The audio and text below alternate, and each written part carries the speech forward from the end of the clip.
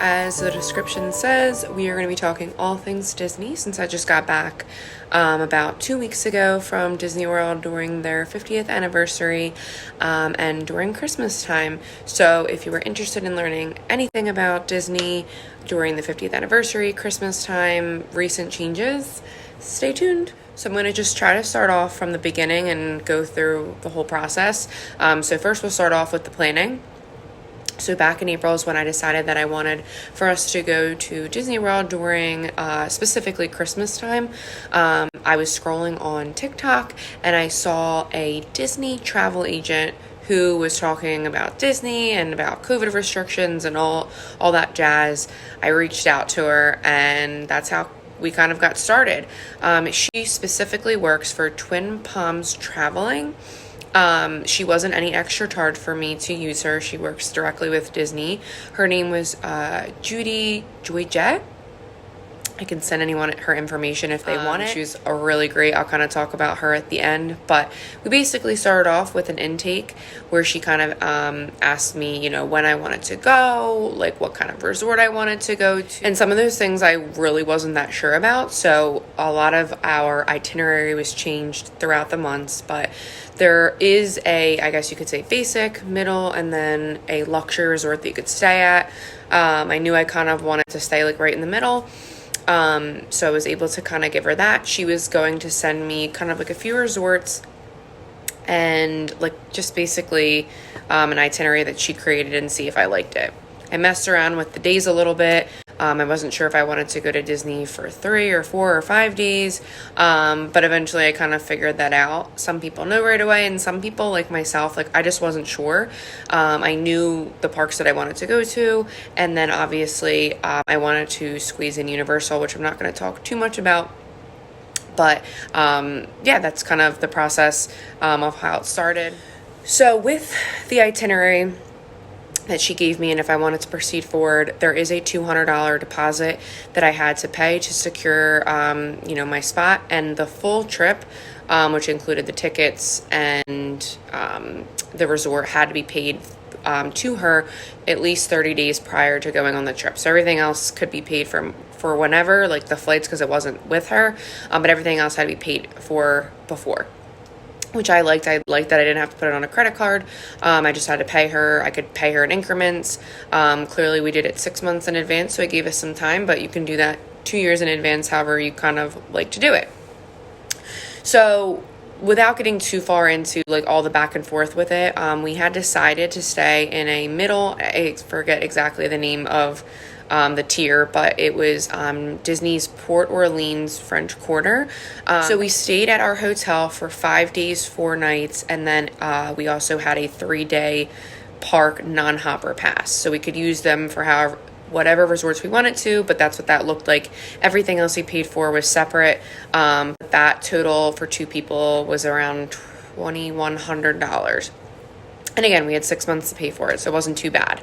I was able to work with this Disney travel agent to ask her every possible question I had, which was a lot because I obviously specifically wanted to go during Christmas time, so we had to kind of mess around with our dates a little bit. But we also wanted to attend the Disney's Mickey's Christmas magical event. It was called something specific, but that was a separate fee. So that was around, I want to say like $180 per ticket for the event. But what was cool about that is, it was a separate fee. You were able to get into the park at 7:00.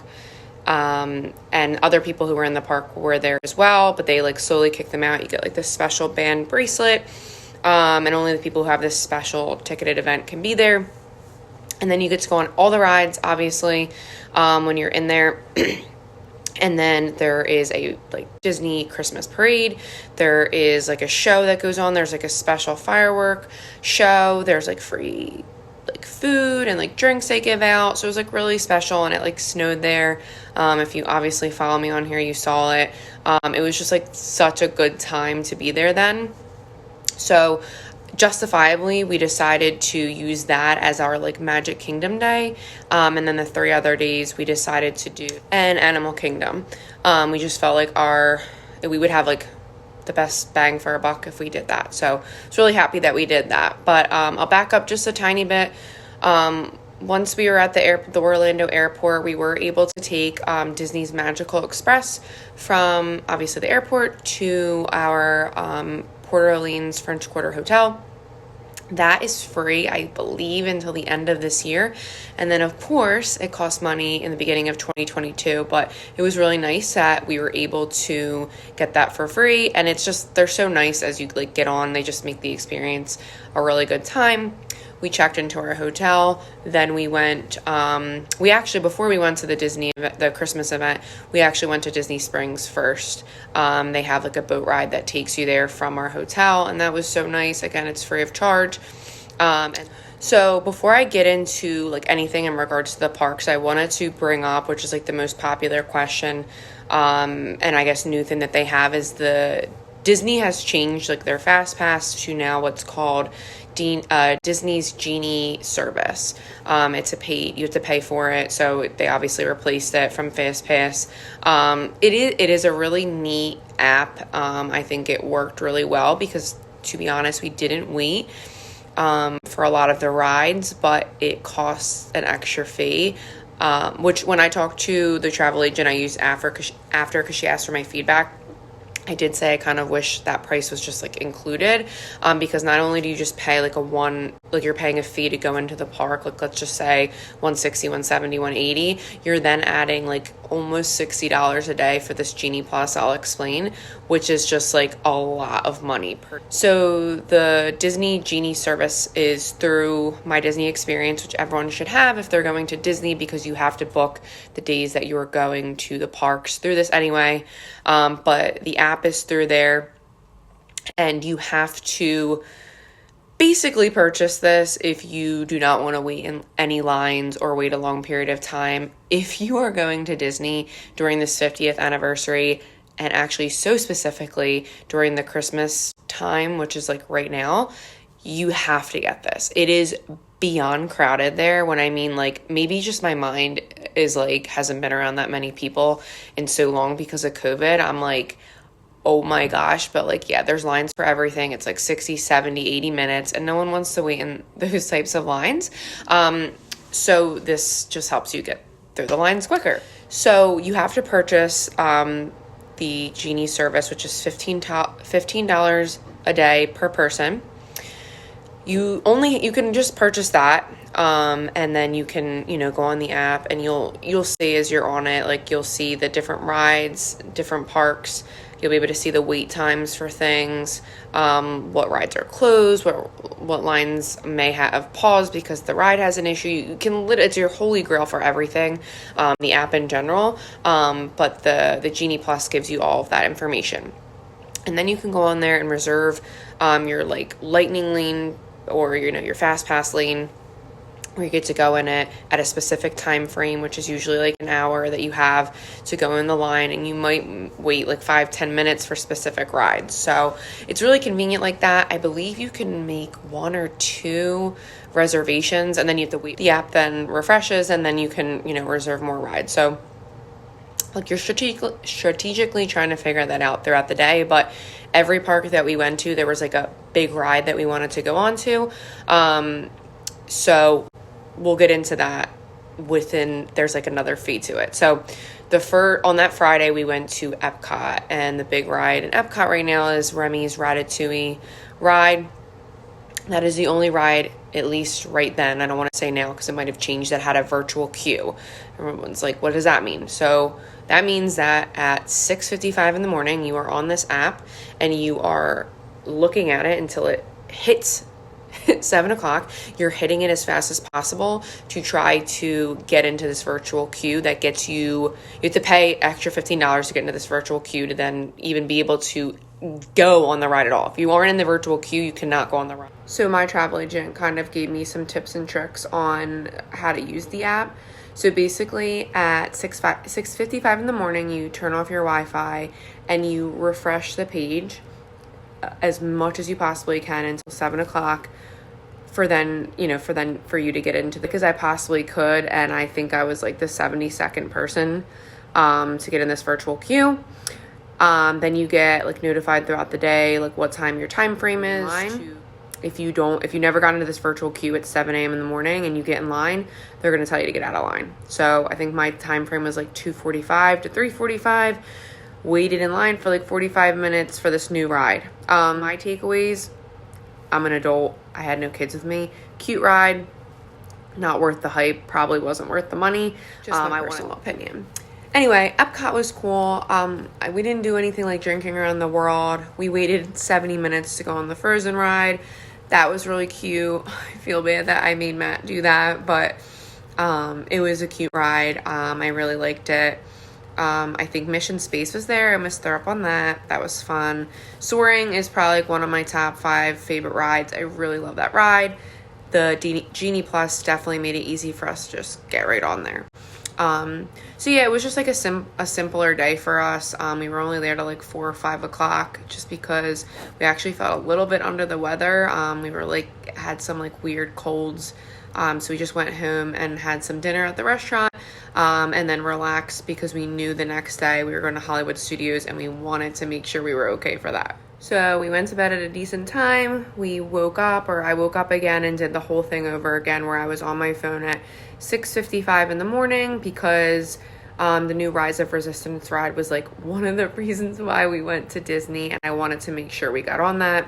So once again, I bought the Genie Plus for $15 per person, and then there is a Lightning Lane specific extra fee for the Rise of Resistance, and I'll say it before I go about talking about tomorrow for, I believe it was the Avatar Flight of Passage ride. So I was able to get this Lightning Lane pass for the Rise of Resistance as well. Hollywood Studios was such a fun day. We went on like every ride, Rock and Roller Coaster, Tower of Terror, the Rise of Resistance. It was incredible. Duly note that it breaks down a lot. It broke down for like an hour. When we were there, we were kind of like panicking, but we were to get on it. There's another Star Wars ride that I cannot think of. It's brand new. That was really cool. But yeah, those rides were so much fun, and I'm so glad that we were able to get on all of them. So we were at the park all day until we got done everything, and then at night we went to Disney Springs and we went to the Boathouse restaurant. We actually didn't have a reservation for it, but somehow we got into the restaurant and were able to sit on the deck, and we had lobster and steak and oysters, and it was like literally such a great meal. I was so happy that we were to be able to get in. But please note, you should try to make reservations if you are going, especially if you have a party bigger than 2. Reservations go quick. My initial thought was I wanted to eat at Beauty and the Beast, or Be Our Guest restaurant, Beauty and the Beast, but the reservations went in like 1 second. I think you have 2 months before you go to be able to reserve, and they go out in like 2 seconds. So try to schedule them. Sometimes there's like last minute reservations you can make. So just keep your eyes open. For our last day in like a Disney park, we went to Animal Kingdom, which like used to like not be my favorite park, and it's honestly like, I really think it's like my favorite park. Maybe just because it has my favorite ride. But we did the same thing again with the Disney Genie. Got up, wanted to reserve the Lightning Lane pass for Flight of Passage, which is the Avatar ride. If you haven't been on it, like, you have to get on it. If you have kids, like, literally, like, have your husband or wife just watch your kid and just literally wait to go on it. It's magical. I dream about it. But it's so great. When we first got there, we had already purchased the Lightning Lane for like a specific time. I think it was like 10 o'clock, but Matt and I waited in line for like 40 minutes, and we got on it. So we went on it twice. So it was great. We also went on Mount Everest. We did the safari. We did It's a Bug's Life. It's just like so cute there. So I'm trying to think if there was like any other tips and tricks I wanted to share. One of the things that you are able to do is you can bring a backpack into the park. So I did bring some snacks. I brought like Quest bars just because it has protein and fiber, and I just really think it helped keep me full, especially because I just didn't want to get the constant crap like the pretzels, the mac and cheese, and all of that. Clearly, I want to have fun on vacation, but that stuff makes me feel crappy, so I opted out. You can also bring your own like water jug with you that you can fill up. I didn't fill it up that often. I would do it in the morning and bring it with me. But I just thought I would take advantage of this so much more. But you can do that. And then I'm trying to think what else. Okay. Another tip would be taking advantage of the early park hours if you are staying in a Disney resort. So that means that if the park opens up at 9 and you are staying at a Disney resort, you can get there actually probably before 8:30 and they let you in. We try to get up as like early as possible, but like they let people in early, which means that you can get on these rides like so much earlier and there's just a lesser crowd. So like the day we went to Hollywood Studios, we got in early. Like the portable charger, you're on your phone for so many things, the My Disney app, taking photos, obviously social media, go on Amazon, that's like $20. I think I got 2 for like $20 or $30 on. So they do ask for you to wear a mask over your nose and mouth, just, for safety precautions and reasons like that, which can be quite frustrating if you obviously do not want to wear your mask 24/7, but outside, you don't have to wear your mask at all, which is great. And another good thing is that the weather was actually really nice. The first 2 days it was like definitely a little muggy, but it got cooler and just like the weather was just like beautiful.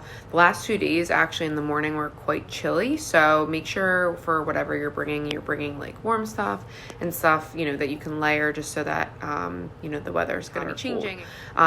Depending on the day, definitely check the weather and stuff like that. But I think that's all the tips and tricks that I have for you guys. Obviously, anyone can message me if you have anything specific that you want to ask. Honestly, had such an amazing trip. Like, there's just some trips that work out really perfectly, and this was one of them. I feel like we had everything planned. We knew what we were doing.